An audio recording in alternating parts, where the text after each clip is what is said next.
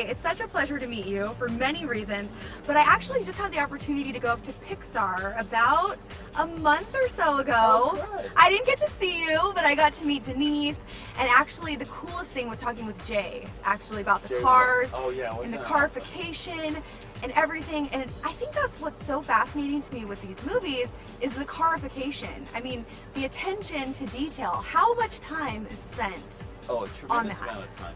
But it's also so much fun doing that. I cannot tell you. We had a blast making this film. You know, I always tell my sons, choose something you love to do because you'll never work a day in your life.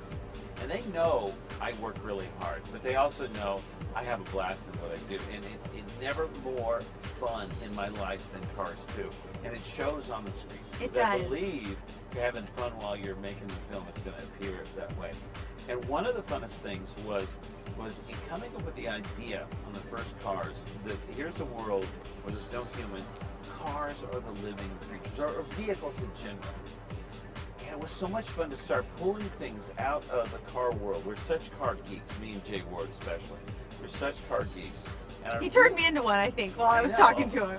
It's so infectious. His enthusiasm and love for cars. And he's my go-to car expert.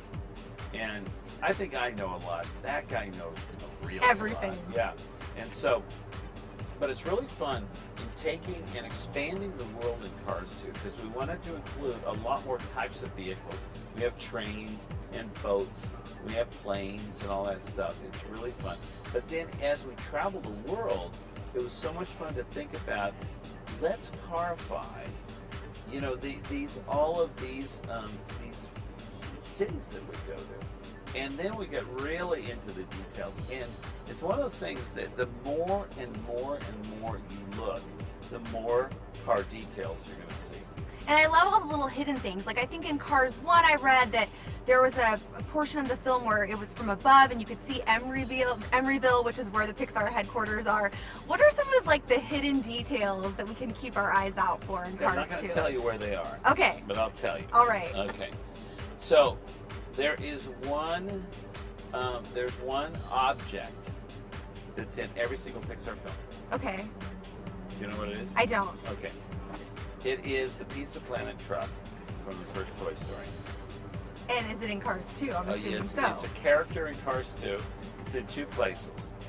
That's all I'm going to say. We got to keep our eyes out looking for it. That's the one thing. One of the things we started a while ago, which is really fun in our movies, is that we've been known to have characters from other movies, of our own movies in there, right? And so we've done that kind of in a car way. There is a nod to The Incredibles. Okay. I'm not going to say what it is. There is definitely a major nod to Ratatouille, but I'm not going to say what it is. Of course, yes. I'm not going to say what it is. You got to look for that. Those two. And there's oftentimes we'll have a nod to a Pixar film that has yet been released. Really? What about Brave? I know that that's your next movie. There's a nod to Brave. There's a nod to Brave in this film, and I'm not going to say what it is. So those are the things you get to look forward to. It's kind of like a scavenger hunt at the same time. Yeah, we love to do that.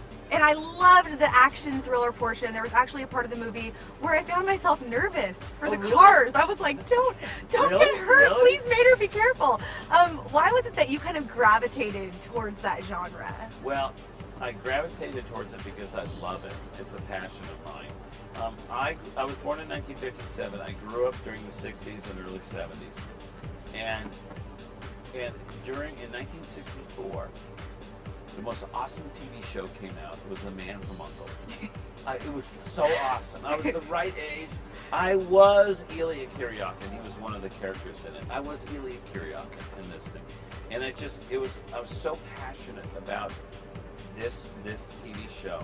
And it kind of, I think the love of spy movies got into my DNA, you know? So now as I'm a father, I have 5 sons. What do I watch all the time with them? Spy movies, right?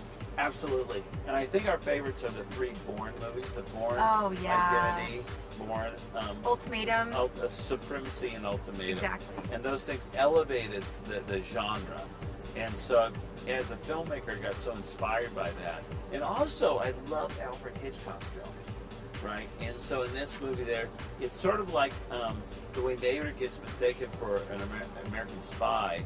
He gets caught up in this conspiracy. It's kind of, it's sort of kind of like the North by Northwest of The Man Who Knew Too Much. So there's some really great, you know, Cary Grant, James Stewart, Jimmy Stewart movies. And they're so special, you know. Alfred Hitchcock has been a huge influence on my style of filmmaking. But this thing is like, you know, I wanted this to be super fast-paced and really fun and on the edge of your seat the whole time. Yet, it's a Pixar film with heart. Exactly. And You humor. You have succeeded, in my humble opinion. Thank you very much. Thank you so much. Again, it was really nice to meet you. Thank you. Take care. Hang around with you. Maybe you think I'm lucky to have something to Gatling gun request acknowledged. that you're